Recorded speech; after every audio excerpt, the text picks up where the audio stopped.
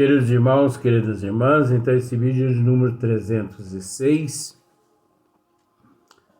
a Gênese capítulo 7, período diluviano. Então aqui na questão de número 46, nós percebemos que mesmo os estudiosos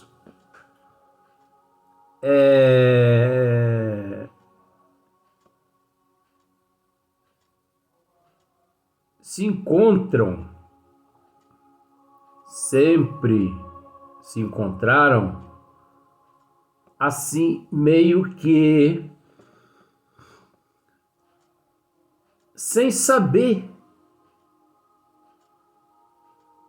por que esse período de 600 mil anos, que foi o período diluviano, o que ocorreu para ele acontecer.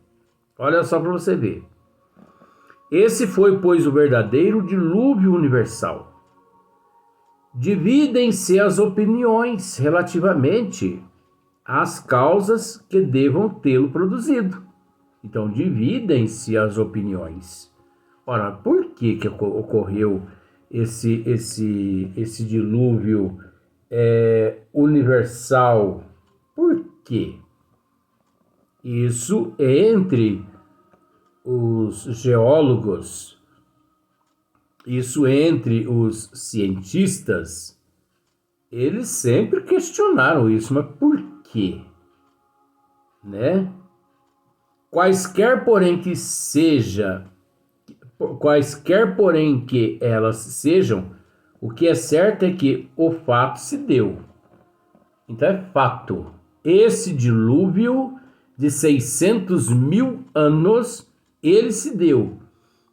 E esse dilúvio, ele faz parte do período geológico da Terra, que não tem nada a ver com o dilúvio da barquinha de Noé, né? Tem nada a ver.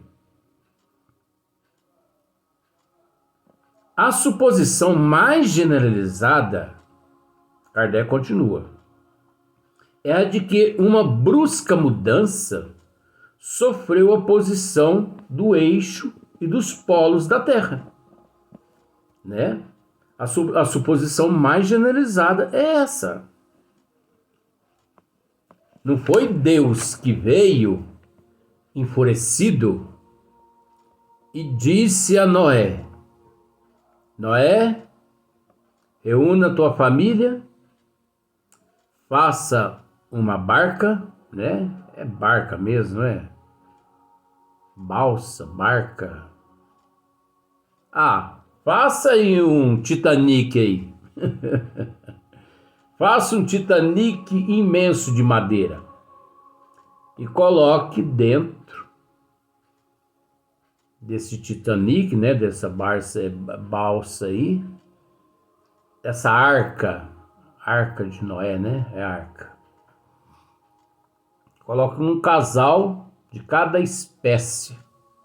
Como já disse em outros vídeos, se isso fosse verdade mesmo, Noé, ele estaria até hoje procurando animais em todos os continentes da Terra e usando até o microscópio para poder pegar um casalzinho de Covid, um casalzinho de HN1, um casalzinho de dengue, né? O macho e a fêmea, né? O Aedes aegypti, né? O Aedes aegypti. Um casalzinho de pulga que deu origem à peste negra, né? Vírus, um casalzinho de vírus correspondente à gripe espanhola. Olha só para você ver. Porque tem que guardar tudo. É a genética da Terra, nós não vamos guardar o registro. Mas nós percebemos que não existe nada disso. Uma projeção geral das águas sobre a superfície. Então, é aquele movimento brusco, geral, em toda a superfície. Se a mudança se houvesse processado lentamente, a retirada das águas teria sido gradual, sem abalos, no passo que tudo indica uma comoção violenta e inopinada. Ignorando qual a verdadeira causa, temos que ficar no campo das hipóteses. Então você percebe que, mesmo perante todo o conhecimento e toda a instrução da providência divina, Kardec foi tão humilde, que ele mesmo ousou a dizer que prefere ficar no campo das hipóteses. Agora, por que Kardec usou esse termo no campo das hipóteses? Devido às nossas condições evolutivas e do momento não ser adequado a estas descobertas. Porque tudo é gradativamente. Então, continuando, o deslocamento repentino das águas também pode ser, ou melhor, também pode ter ocasionado o levantamento de certas partes da crosta sólida e a formação de novas montanhas dentro dos mares, conforme se verificou em começo no período terciário. Mas além de que, então, o cataclismo não teria sido geral, isso não explicaria a mudança subitânea da temperatura dos polos. Então, por isso que Kardec preferiu ficar até esse exato momento no campo das hipóteses. Porque creio eu que Kardec tinha conhecimento de todos os fatos correspondente a todos os períodos geológicos da Terra. Mas, de certa forma, preferiu ele não relatar tudo devido ao nosso não merecimento, devido à nossa não evolução adequada, né? Então, na questão de número 47, na tormenta determinada pelo deslocamento das águas, pareceram muitos animais. Outros, a fim de escaparem à inundação, se retiraram para os lugares altos. Porque é preciso entender que esse período é um período de transição. É o período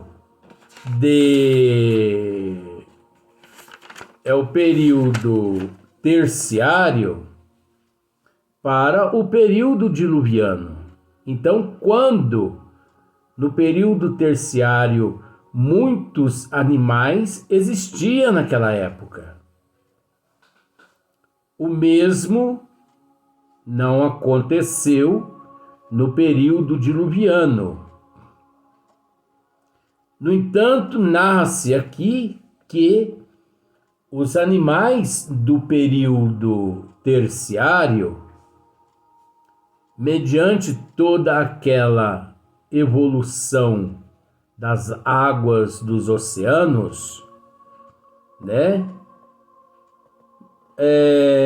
a inundação, os animais se retiraram para os lugares altos, para as cavernas e fendas, onde sucumbiram em massa, ou de fome, ou entre devorando-se, ou ainda talvez pela irrupção das águas nos sítios onde se tinham refugiado e de onde não puderam fugir. Assim se explica a grande quantidade de ossadas de animais diversos, carnívoros e outros, que são encontrados de mistura em certas cavernas, que por essa razão foram chamadas brechas ou cavernas ossosas.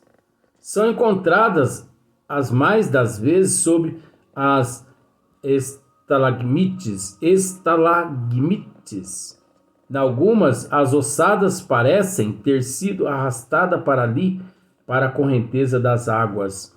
Então tem aqui uma nota de rodapé que Kardec diz assim: conhece-se grande número de cavernas semelhantes, algumas de enorme extensão. Várias existem no México, de muitas léguas. A de Aldenbergen, em Carniola, Áustria, tem nada menos de 3 léguas, provavelmente uns 15 quilômetros, né? Uma das mais notáveis é a de Gorenberg, tudo russo esses nomes aqui. Há muitas delas na França, na Inglaterra, na Alemanha. Não são nomes alemães. Na Itália, Sicília e outros países na França. Então, nós percebemos aqui o quanto esse período devastou com todos os seres que haviam na Terra.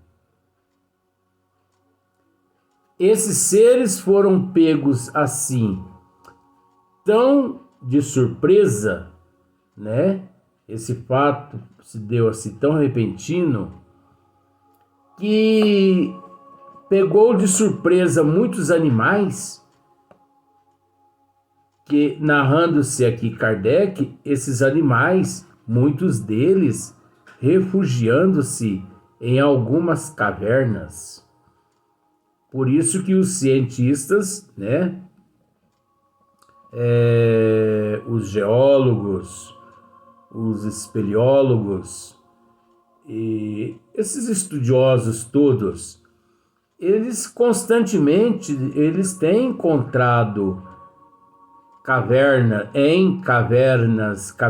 muito antigas, ossadas desse período terciário, na transição para o período diluviano. E também em algumas partes altas, onde a água e nem a lava vulcânica chegou, ali eles permaneceram, mas devido ao período muito longo, obviamente morreram de fome, ou até então outros devoravam-se uns aos outros. Porque imagine para você ver só, um período de 600 mil anos. Como dentro de uma caverna esses animais iam conseguir sobreviver? Os que conseguiram também buscar caverna. Muitos não conseguiram, porque foram pegos de surpresa por aqueles cataclismas, assim, de repente, né? Então, no próximo no próximo vídeo, nós já vamos adentrar e já está finalizando esse capítulo, né? Nós já estamos terminando o capítulo 7, nós vamos adentrar o capítulo 8, teorias sobre a formação da Terra, teoria da projeção, teoria da condensação, teoria da incrustação e alma da Terra. Será que a Terra tem alma? É óbvio que não, né? Mas, já adiantando. Então, o próximo período, no próximo vídeo agora, vai ser período pós-diluviano, ou atual nascimento do homem. Que você vai perceber que nesse período pós-diluviano, ou atual nascimento do homem, mesmo assim, não se fala em 6 dias da criação, o 7º dia para o descanso do Criador. Olha só que caboclinho preguiçoso esse Deus daquela época. Não se fala nada disso aqui no período pós-diluviano ou atual nascimento do homem. Não se fala nada de Noé. Então, fica aí a mitologia, né? Que a gente tem que tomar bastante cuidado, porque nós não só não podemos, como também não devemos crer naquilo que a fé não permite que o indivíduo raciocine. Então, só que esse período pós-diluviano nós vamos tratar no próximo vídeo.